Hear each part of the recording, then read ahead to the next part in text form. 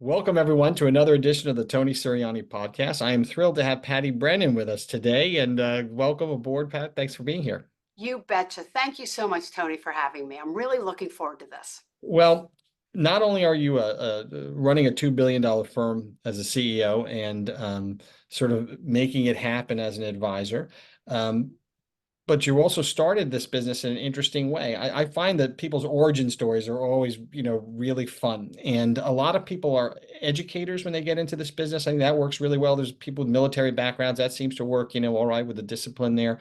But you started as a nurse. Yes, and it's very interesting your point about educators because I love teachers. Mhm. We have many that work in my firm. I think that people who are kind of used to communicating with people, other people, it's really about not what we say, but how we say it. And my nursing background really was a great start with all of that. It's communicating complex things with people who are typically in crisis, and they've got to be able to process what I'm saying. So Yeah. that's what we do in with financial advice. You got to listen too. When you're a nurse, you have to listen, right? And you got to also listen to what's not being said, right? Exactly. And watching the nonverbals is really Yeah. key. It's the listening skills and reframing to make sure that you understand what that person has said and feels listened to. That's the most important thing, and not talked down to, because you really do want to help. Most people think of nurses as having lots of empathy. Yeah. And it's true, but I think that far more important is to have compassion, because empathy is holding somebody's hand. And Tony, I love you dearly, but if I'm your nurse and you're crashing, holding your hand is not going to save your Yeah. life. So compassion is action oriented. As the nurse, I had to understand everything about you holistically and also know what to do if something happened. So it's action oriented, and that's what we do at Key Financial. Yeah, well, fantastic. I agree, and it's interesting because I started in the business, probably not too different from when you did. It wasn't so holistic. It was really about making sales. In the beginning, we didn't even know what the assets were. That wasn't a thing. It was just what did you sell? And it was the business eventually evolved, and I think skills for women and listening and creating a holistic plan for people. That has primacy today. It's a really good point. I think one of the biggest things and the reasons that I got hired with my first firm is that I didn't have to unlearn anything, right? I came in clean and just really had this feeling like there was more to do, that I could really make a difference in other people's lives in a meaningful way.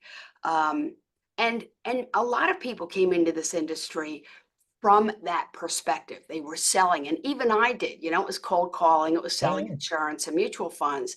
And for me, Key Financial has been built because I didn't want that for the 30 people who work for me now, is to empower them and give them a feeling that we're really making a difference in people's lives, that they don't have to sell anything.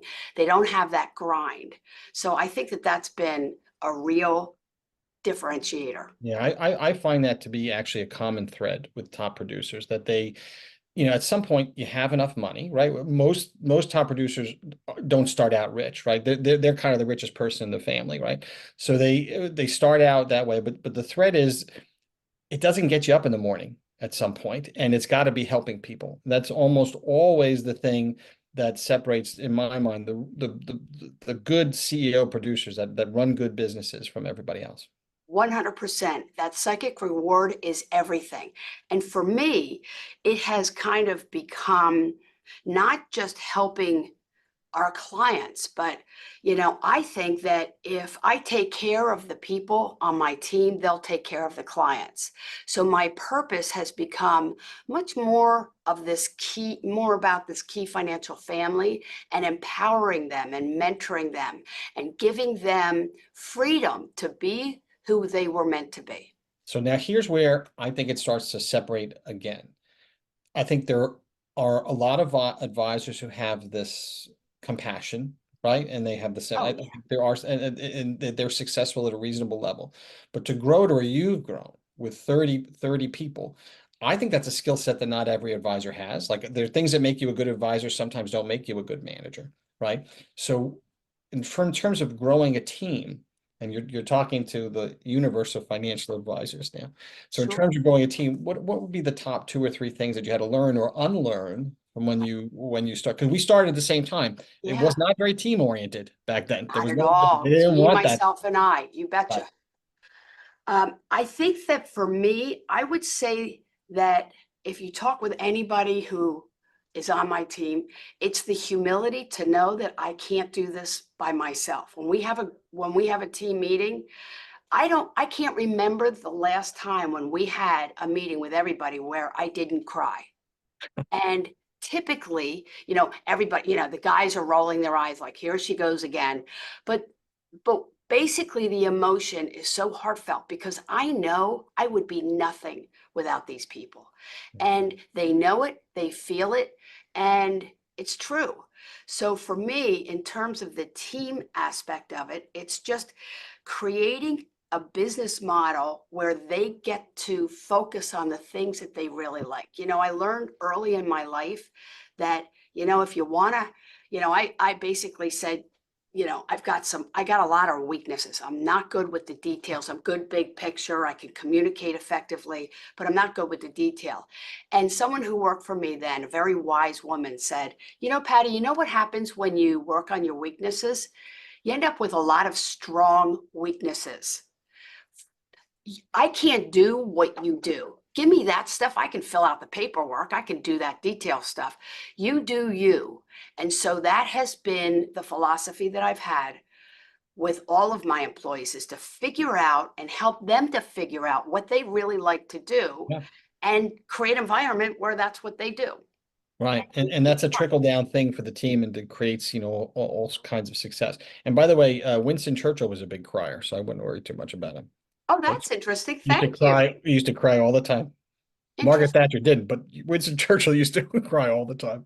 Interesting. Yeah, I'll big get my fun. cigar, get a drink, You can make it who all work. knows? I Got to used gain to a have a little lot to drink weight. during the day too. That Right. was another thing that used to happen when we started in this business. I remember 3 martini lunches. You don't see that anymore. It's just gone the way of the. It's Now, and I'll say one more thing. I don't go out to lunch. I don't go out to breakfast. It is all business, yeah, and yes, these clients are my friends, our friends. I hug them when they come in, but it is business, yeah, and that's important. yeah, and that's, I think, there are a lot of folks in our business who have lifestyle practices. You know what I mean? I want to do this. I'm making enough. I make 300 grand to take home. I'm doing enough. I'm going to play golf, Sure. all day. And that's why I think that motivation that we talked about in the beginning kind of pops in sometimes, because if you're doing it just for money, you could ease into that. But if you're doing it to help as many people and you see the impact that you have, then you're motivated to fill your time. Right, that's exactly right. And by the way, those lifestyle practices are great for those Yeah. people who are comfortable and who are happy with that. That's totally fine. That's just not enough for me. What I'm trying to do is build something that succeeds long after I'm gone. I think that, yeah, that's the thing. It's the legacy, and when you love your business, you end up helping people. And when you have tough conversations with your teammates, you're doing it because it's a long-term help for Right, them. exactly. And give it to them real because, most people want to understand what they're good at and how they can improve. And that's a really important philosophy that we have, constant and never ending improvement. I'm never satisfied. And part of that, Tony, is because I am humble enough to know that I don't know everything. So I'm always trying to figure things out. And that's what these people bring to the table. They're the extension of my curiosity. Well, 2 things. One is I do want to talk about succession because the teams bring up, the succession. Well, let's do that first. So let's Okay. talk about, Sure. it's obviously a big topic. Well, I'm gonna conflate 2 things. One is your $2 billion team. It's all organic growth, Right. which 100. Mhm. which today is, today the focus is on both succession and growth. It's all about M&A. How can I go out there and get, buy a practice, or that's really how people are doing it. So I think to do it all organically is not only unusual, but it's amazing. So Yeah, it's very hard to do, I would agree, but not for me. yeah, Because, I have always believed that you get what you measure, and what you measure gets improved. yes, So I measure two things. Number one is new money, and we break it out from existing clients and new clients. And the line in the sand is retention. We always have 98% or better, because you can't grow unless you keep what you have. right. And what's interesting about that is you take really good care of your clients, and it's amazing how they take care of you. And so for me, it is the communication strategy. I've been sending a letter to our clients every 90 days for over 30 years. And I will tell you, I can't believe how much they like these letters. And they come in snail mail, because nobody writes letters anymore, and they are personal, they are heartfelt. And it's interesting that you're bringing up the succession issue, because in the last letter, I brought up the fact that, it's a topic that, you know, comes up from time to time in meetings. I think that people are looking at this road in the middle of my forehead. And by the way, everybody, I have earned every wrinkle I have, and they are staying. So it is what it is. And the thing about this is that I don't need a liquidity event. I don't need to retire, as many people need to sell Key Financial to retire. Ed and I are doing just fine. So that gives me a lot of freedom and flexibility to continue and mentor the team. So what's interesting about the succession is that, I had a meeting with my entire team, and I said, you guys might be curious. Now they see emails, and I do get a lot of inquiries from different firms, private equity, et cetera. And so I wanted them to have confidence in their future careers, that this isn't going to be sold out from underneath them, Right. right? And so I basically said, here's the deal, guys. I don't need to retire. I was fully open with my team first. I had talked to several members of the team and talked to them about the succession plan, and asked the one person that I had chosen to make sure it was okay. If I got hit with by a bus, would it be okay? Is he, basically, is it okay if I named him as my successor? And he was all about it. He was, really honored and pleased. And by the way, he had earned it. And what's interesting about that is my son works for me, and it wasn't him. Mhm. He's not ready yet.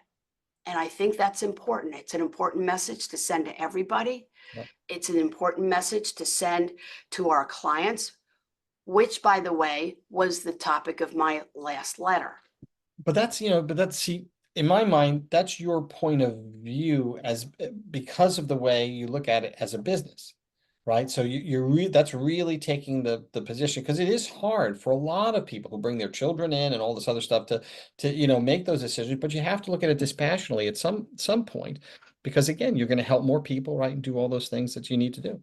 Exactly. And I think that for me, I needed to look at it very kind of black and white, and put myself in the position of our clients as well as the rest of the team, and choose the person who was already, you know, ready. They could fill my shoes and are filling my shoes, at any point. They still need to learn certain things. The compliance end of things is a real bear, but there's so much. I've opened the books. They are well aware of how Key Financial is run. So that's really important. And it's not to say that's permanent. It's not to say that, Michael isn't going to be the eventual successor. This is the hit by the bus Yeah, yeah. succession plan currently. Well, it's So transparency. That's a good CEO. I think you need to be transparent with the people that work for you, especially if you're demanding and you want certain things from them. They deserve to know, what's going on. And if right. not, they'll just leave. You'll lose them. And Mhm. and so that's another question I had, is how do you, because it sounds like everybody's working hard, including you. So, and you, as a nurse, you work hard. Yeah. That's the people, you Yeah. work in long hours. Nurses burn out, Mhm. right? And advisors burn out. And sometimes those lifestyle practices were once active advisors who decided, I'm going to go back. And I have a couple questions, but I want to know how you avoid that, and or what do you do to meet that? There's a couple things that come to my mind, Tony. First and foremost is to ask the question, what is the source of the burnout? What is burnout all about? Well, to me, it's about the workload, being overwhelmed and overworked with stuff that you really don't like doing. Um, it's also, you know, not being recognized for Yeah. the impact that you're making. Appreciation is Oh my really key. goodness. You see Yes, people that, and you know what, I advise my daughter to start out as a assistant to come in and get licensed that way. So nobody can then tell you, you'll know what has to be done every time, they right. learn so much and you really get to figure out and then, go Mhm, from there. But I mhm. thought that was a good way to And learn. Tony, appreciation is one thing. For me, what we have here, what I started to do, and for whatever it's worth, it's just something that popped into my head. I do kudos, and kudos at Key Financial are when I gather people together and I say, hey guys, I just want to let you know what Katie did today. She did A, B, and C. It was amazing, above and beyond. And Katie, here's your kudos. And I have a stack of bills, of $100 bills in my desk. Don't tell anybody, by I was the gonna way. say, where's the office again? Yeah, exactly. And my goal every year is to make sure that that envelope is empty. And I will tell you and everybody listening that at the end of last year in December, it was not empty. And so in the year-end meeting, I shared that with my team and told them that I was kind of bummed, that I want that envelope of thousands of dollars, of hundreds, to be empty. So kudos are great because it makes them feel good, That's a great idea. get recognized in front of their colleagues. And by the way, what's really cool is when someone else tells me of something that their colleague did, then they both get kudos. It's hard. I think it's hard. We talked about these lifestyle practices. I think it's hard for advisors to stay on the job. They get there are a lot of lists out there of advisors, and it's always the same people because Yeah. everyone started their book in 1983 or whatever, and they sat down. The markets have done all the work. So our list, and which you should be doubly proud to be on it. We look at your 2 billion in assets, we look at your production, that's terrific, but we also look at growth. Growth is an equal metric in our system. That's why it's more diverse. It's a very dynamic group. It changes because, in my mind, if you're not growing, you're not doing the job. You know what Bingo. I mean? And Yes. sitting there is not something, I don't think it's worth a reward. So, how do you keep doing that? It's So, first and foremost is to measure it. And so in the right. last 10 years, we've been measuring it, and that organic growth is the most important thing, the new money. I don't we also measure net new money, Yeah. but that's what we're supposed to do. When a client gives us a dollar, we're supposed to hopefully give them back more. So it's new money, and we've had 9.6% organic growth with 99% retention in the last 10 years. Wow. Now, that's pretty good. That's and by the way, it could have been more, but I want to control it because again, I want controlled growth for the team because when we take on a client, we're making a promise to them. And that promise is that we will take care of them for the rest of their lives. And if we are overworked and things are falling through the cracks, we're not able to keep that Yeah. promise. And that's a vicious cycle. So, I did talk to somebody this morning about this topic too, but it sounds like you've got your arms around, bringing people into the team. I told you my daughter's, starting in the business. If I sit up and worry, and it's always one of my worries when I write my annual, what's going on with the business. Merrill stopped training. I was Right. trained there. Half of Wall Street was trained there. The big firms, don't do it anymore.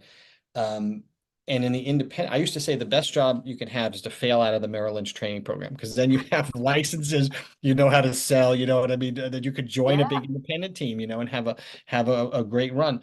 Um, Now you got 30 people, but does bringing on new advisors, is that a concern? Because they bring new assets, right? There's a way to work with them. I mean, what do you see going on with Yeah. that? I will tell you, Tony, honestly, sorry about my phone there. I don't bring on new advisors at Key Financial. I'm the rainmaker. That's Right. it. Okay, so bringing on new advisors is not what I'm interested in, because again, we have that unlearning. The people that are here have special attributes. I tell everybody, we're all a bunch of misfits. Yep. And we just have different skill sets and it works really well. In terms of the training, that is an issue. That's got to come from within. Yeah. They've got to be motivated to want to Yeah. learn on their own. So they're coming, they basically are learning. We have, for example, yesterday we had a planning lab. That was an hour meeting run by my chief planning officer, and it was about Monte Carlo. Now you could yawn and say that's really boring, but let me tell you that's really important, because Monte Carlo simulations are not what people really think they are. Yeah. And so it's a deep dive into that one topic. We have our investment committee meetings, et cetera, but it's really about learning, on an organic basis. We are teaching each other. And Yeah. and for me, the best thing we have done here is to start a podcast program. Because for me, a podcast is not about getting clients at all. Anybody listening or watching this today, I would not start a podcast thinking that you're going to get new business. Right. For me, that's not the reason I started it, and it's not happening either. For me, our podcast program is really about the team, because the first thing is, if you're going to start a podcast, you got to stick with it. I think the average podcast, people do 9 podcasts and then they give up. That's not okay. That's not a good look. You want to be consistent. Number 2, for me, the best thing about the podcast program has been we got to come up with topics. So our team is assigned, the next podcast. What are we going to talk about next? And it could be lifestyle, it could be planning, it could be tax, portfolio management, and it could be random. It could be about insurance, et cetera. But they're topics that people need to understand and want to hear about. And for me, because I came in with no experience, and by the way, as the interviewer, what you're doing right now, Tony, that's a special skill set. You talk about listening skills. My first podcasts were literally cringeworthy. In fact, I can't even listen to them. So it is a skill to be learned like anything else. And for me, that's been the fun part about doing the podcast program, is for me to learn as well as the rest of the team. Yeah. Well, you're growing. So you're continuing to grow. You're finding new, that's what keeps things lively. So look, believe it or not, we've gone through 20 something minutes, which another podcast lesson, no one wants to hear us for more than that amount of time. Right. So any parting advice for advisors? I would say to think about your business and where you are today, and the evolution of our businesses. For me, it went from a practice in my laundry room down to my basement with a couple of people. Then it became a business. And now it has become an enterprise. Yeah. So think about what you want for your future and the future of your family and your team, as well as your clients. Continuity is important to your clients. That's where the team comes in. And that would be the only thing, is really set the goal. Yeah. And by the way, create a winnable game for yourself as well as your team. Yeah, having that vision is critical. Well, it's been really great having you. So I think we're going to see you at our events in October, which will be a lot of fun. So we'll look forward to having you there, and we'll do this again. Thanks, Pat. Fantastic. Thanks so much. I really appreciate being on your show. Our pleasure.